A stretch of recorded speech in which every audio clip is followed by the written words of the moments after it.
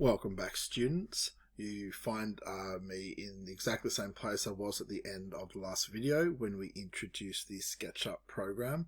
Again, if you didn't watch that video or you haven't gone through those steps in a class, you may want to go back and watch it because that's the video where we learned how to log into SketchUp and had a very basic tour of the main layout of the screen that we're currently in. This video we are going to go ahead and start drawing and sketching something to 3D model basically. So yeah, if you didn't work out how to log in already, if you're stuck on that, please go back and watch video 1. First thing I always teach all my students, regardless of the program that we are using, is to save our work first. We always want to make sure that we've named our work, saved our work properly so that going forward it's nice and easy to save on a regular basis. Now the way we do that is we go up to the top where it currently says Untitled and we simply click on that. Now here at North Keilor, again where I'm making this for, that's my school, we only have the OneDrive available to us. If you are logged in a different way, or if your school or location has other things set up, you may have some other options. But we're going to choose, in our case, the OneDrive folder. It's going to open up our OneDrive. If I click on it properly, that is. There we go. And it's going to bring up whatever you have for your OneDrive. And again, because I have a lot of things previously, I've got lots of previous models, more than likely yours is going to be empty. Down the bottom here, we have a space for our name. And once we type the name of the model in here, the Save Here button will be lit up. Again, in my classes, I always ask students to save with a consistent naming convention, and that is their last name followed by their first name, followed by the name of the piece of work. So for myself, I would write Tomic Nathan, because that is my last and first name, and then the piece of work that we're doing, and this is going to be a simple butt joint. Now that's B-U-T-T and joint. So that is how I would expect my students, and if you are one of my students, that's how I expect you to name your work. Your last name, followed by your first name, followed by the name of the piece of work that we are doing. And we're going to press save. Now you'll notice mine says overwrite because I have a previous model from a previous Year 7 class where it's exactly called that. So I'm going to choose overwrite. Yours will say save. And again, because I am overwriting, I'm getting a secondary prompt here to make sure that I really want to do that. You won't get that because you are just saving it for the first time. Once you have saved it, you'll notice instead of it saying Untitled, it now says the name that you provided. So again, in my case, Tomic Nathan Butt Joint. Again, because we haven't made any real changes, it still says saved up here because we haven't done anything special. So we've now saved our work, and in the future it'll auto save, and we can also hit the save button as we'll see momentarily. The next thing I always teach with this program is to make sure that we've set up our file correctly. Like a lot of software these days, it is an American product, and by default it often uses American measurements. So we want to make sure that we're using measurements for Australia, obviously where we are located, otherwise our models will not come out correct. So we're going to come across to the right hand side and we're going to choose this I. If I just pop out the names for a second, you'll see that the I is for model information, model info. It's going to be information about how the model's set up. So we're going to click on that to get the extra options. We're going to start with length units, the first one up here. We're going to expand that out if it's not already. And the things you need to look at are this first one for format. It must say millimeters. Now mine does because, again, I've used this program many times before, but often by default it might say architectural, which goes with feet and inches, which is what the Americans use. So you can see here this is now showing 1 inch and 1 inch down here as well. We will always use millimeters in my classes here in Australia, so make sure you've chosen that. You now see that it's using millimeter precision in both of those there. That's the only thing you really need to change. If you don't have this change, this should also be 0.0, my apologies, because we want very accurate measurements. We want to be able to go to 1/10 of a millimeter. So make sure this says millimeter, Make sure your precision is 0.0. There's no point being silly and choosing a ridiculously large number of decimal places, just 0.0, and we don't need to worry about this length snapping at the moment. The rest of these are fine, so we can just click on the eye again to close it out, and if you did open up the names, we can also hide that. So we now know that we are using millimeters for our measurements, and everything is set up and ready to be saved.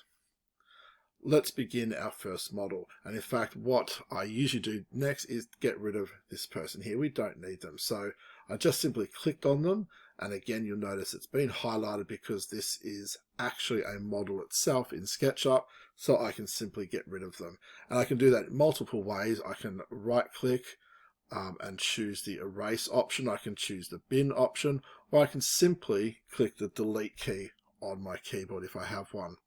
So lots of ways, and often that is the case. You can find multiple ways to do the same thing. Now we're going to try to model a basic butt joint, and that simply means we're going to take two rectangular pieces of wood, or material, sorry, they're not necessarily wood here, they're just material, and we're going to join them in a right angle so that they just butt together. That's what the name means. And if we were doing this in a workshop, we'll probably put some glue and nails or other fasteners to hold them in place. We won't model that here, we'll just model how they fit together. So the way I'm going to do this is start by modeling one of the two pieces. It's rectangular in shape, so we often start with the flat or the two-dimensional shape that's closest to what we want, and then we expand in the 3 dimensions from there. So the simplest way, if I come over to my left-hand menu, I'm going to choose this rectangular tool. And the way the rectangular tool works by default is I click once for one corner, and then I stretch it out to do the opposite diagonal corner. So watch what happens here. If I click first time and I stretch it out, you can see I'm now doing the opposite corner. When I'm happy with that corner, I click again to lock it in place. So I've now drawn a shape, a rectangular shape. And you might have noticed I deliberately tried to draw this along the flat or the x-axis, the red axis. Now something you may not have noticed is down the bottom here in our bottom right hand corner is a box called dimensions, and as I drew that, the dimensions or the size of this box were shown here. So the box I actually drew is 2,382 millimeters long by 2,051 millimeters wide. So the first number is showing this length here, and the second number is showing that. And it certainly doesn't look that big on the screen because we're zoomed quite far out. But this is very important. This is the actual size of what we are drawing. And in my classes, certainly, and the whole point of this really is to draw things of the correct size so that we can use these as plans for building things in real life, as models that could be sent to things like 3D printers, CNC machines and things like that, so they could actually be built in real life for us. So we're not just drawing things that look right, we are drawing things that actually scaled to the right measurements. So this is no good because in fact what I want to draw will match what we're about to build in real life, and that is going to be a piece that's only 100 millimeters long and 40 millimeters wide.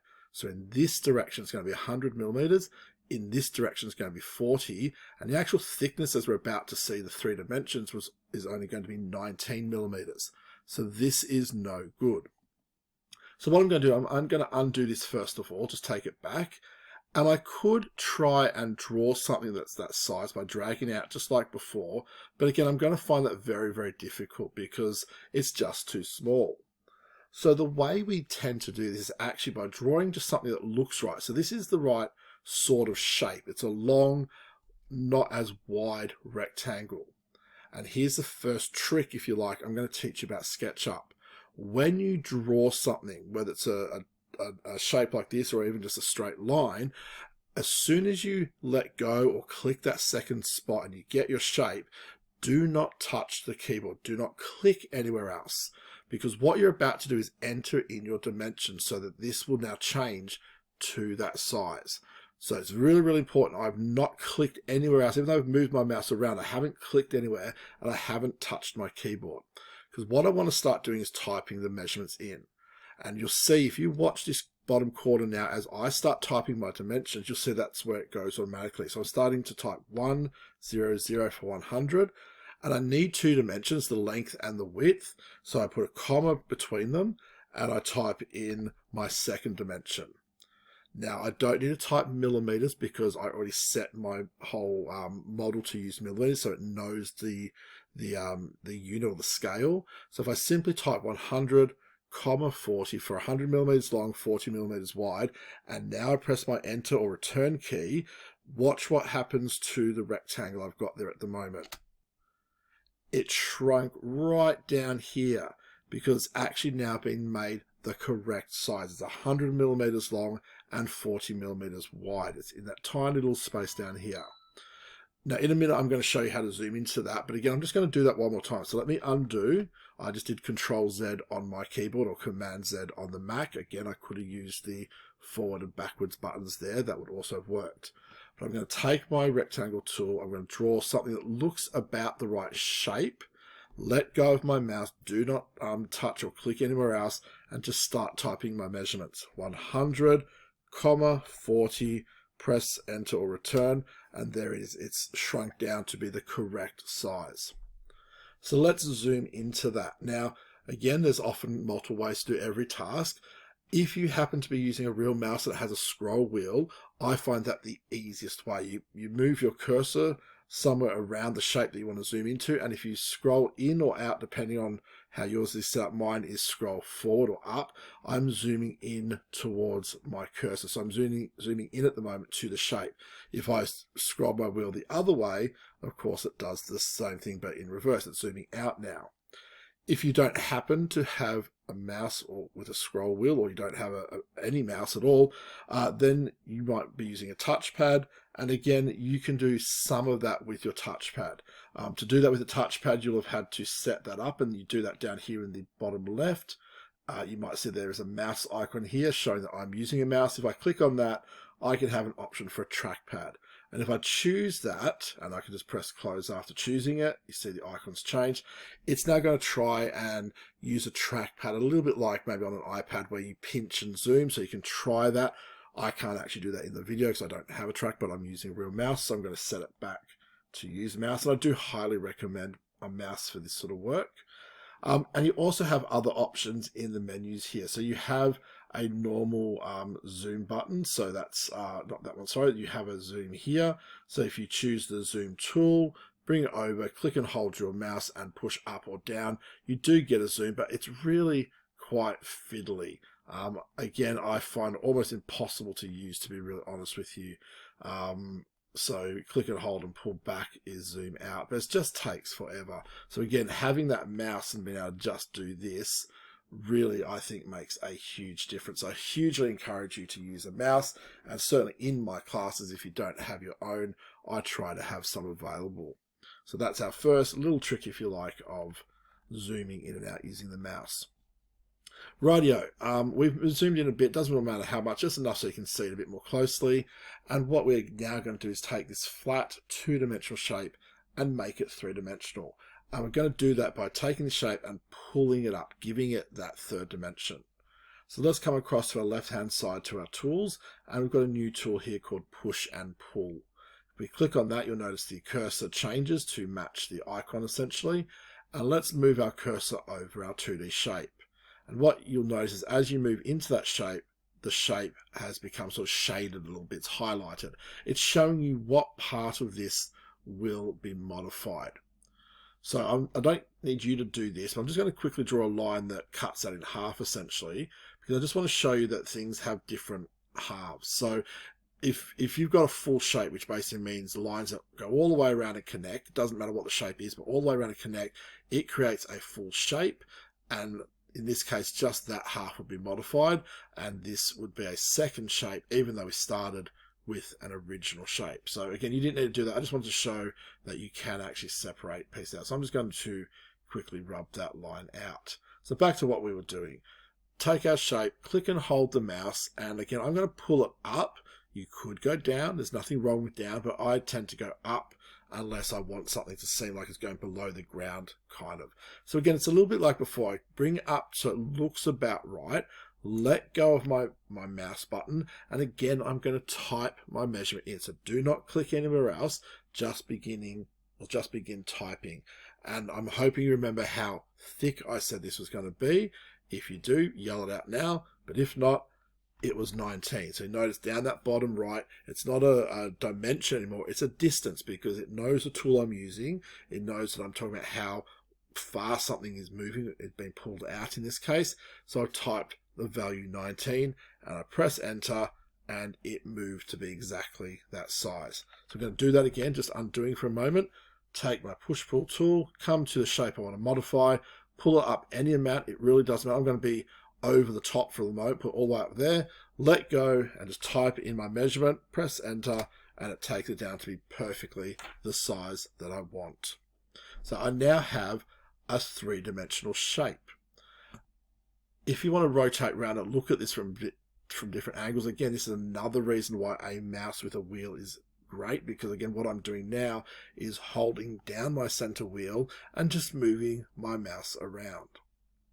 A lot easier than coming over here, choosing the panning tool and doing the same thing, but it's a few less steps. I don't have to change tool at all. I can simply take my mouse wheel, hold it down, and rotate around. Now from here, I can do a number of different things, but in our case, what we're going to do is another very common and very important step, which is to turn all of this into a single piece. Because right now, if I just grab my selection tool again, excuse me, right now this of course is made up of 6 sides, just like a dice. So there's one side, another side, etc. You could turn it around and see the others. And it's also made up of each of these lines. And if I was to try and move this, for example, let's say I grab the moving tool. We'll talk more about moving tools later, but let's say I grab the moving tool and I try to move it, you can see things get all out of whack because it's not moving as one single piece. Let me undo that. So to help prevent that from happening, to keep this as one piece so that we can move it, copy it, and do things like that, we're going to take our selection tool and we're going to draw a big box just by dragging across the whole model so far. And because this is three-dimensional space, there's no sort of limit. Technically, if you think about everything behind it and everything in front of it would also be selected. So it's really important that that box covers everything we want to choose. If we wanted to, we could rotate around and see, yep, all the different sides and edges have been chosen. All right, so we've selected everything at the moment. Then we're going to right click on the shape, so not over here, but on the shape, right click, and we're going to come down here to make component. We're going to turn this into a single piece. So choosing make component, just the most important thing is that we give it a name. And I'm simply going to call this one piece 1. That's perfectly fine. If you were doing a different model, you might call it the base or the left side or the top or the lid or any number of names that might help you understand what this component, this piece, is supposed to represent. There are other options that you can later on look at, but they're not important for our purposes. We just need to give it a unique name. So nothing else can be called piece 2 in this model. Also piece 1, my apologies. As you can probably guess, the next piece will end up being called piece 2. So let's say create, and you'll see it still is selected. If I unselect by just clicking anywhere else and now click on this piece, you again notice everything gets chosen. If I try to move this now, it moves as one piece because we turned it into a component. If I wanted to modify this component, I would have to firstly double click on it to get this dotted line that now says I'm modifying what's in the component. So I can still make changes to this, but when I click outside of it, it's still one solid piece.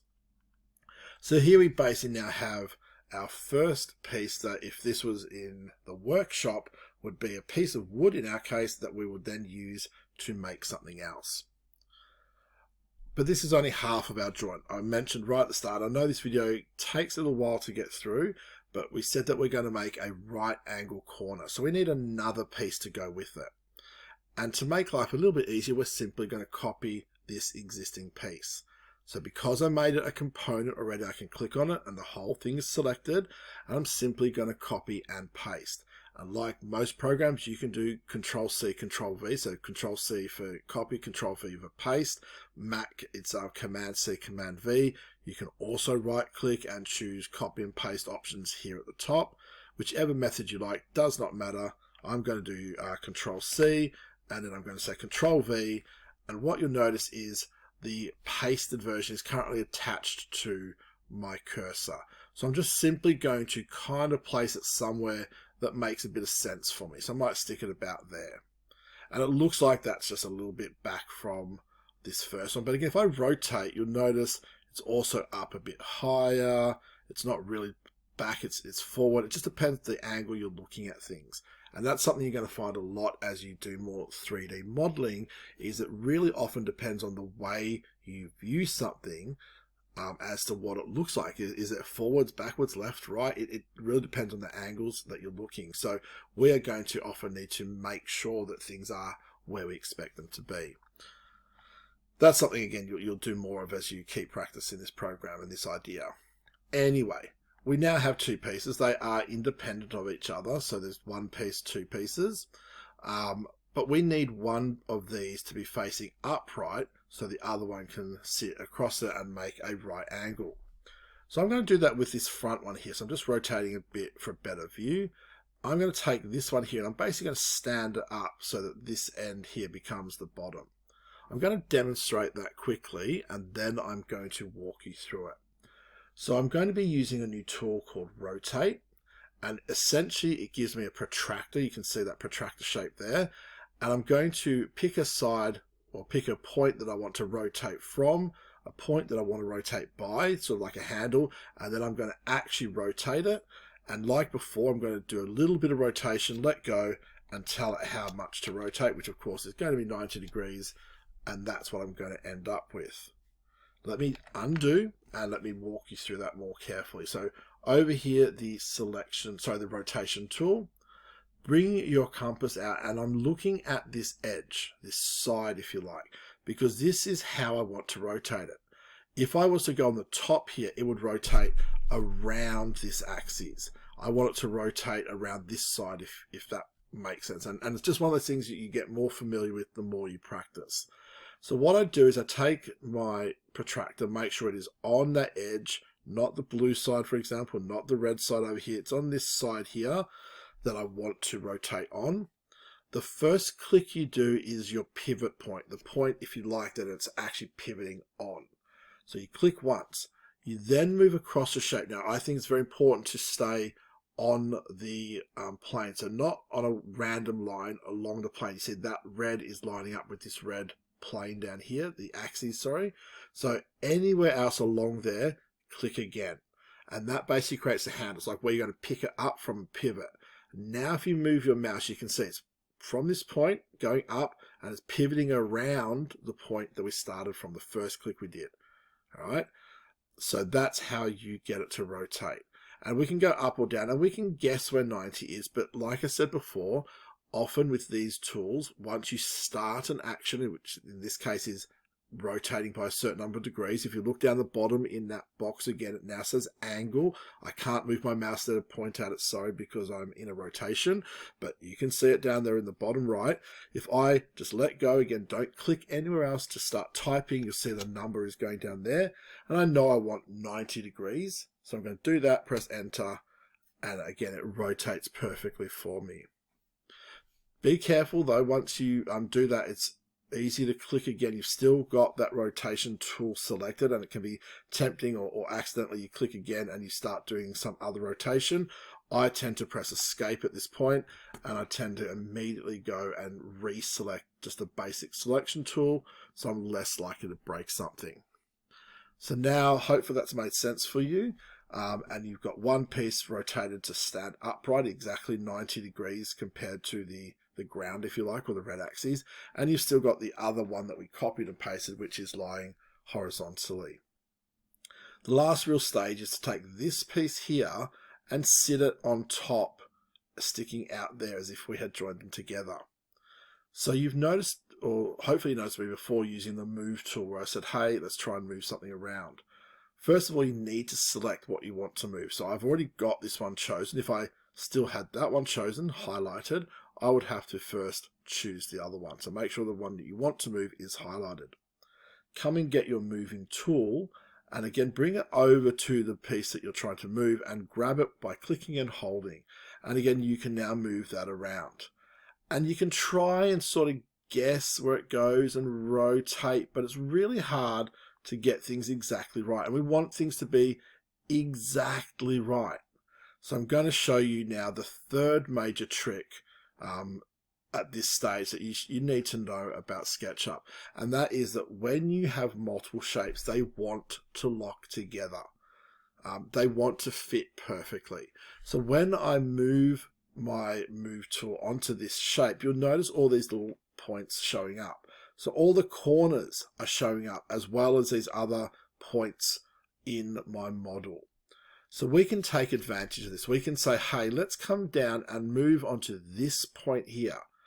And then when we click and hold on that point, we can lock that to a similar point on this model, which is that one there, that back corner. And if we move it to that point and let go of our mouse, it perfectly locks to that corner.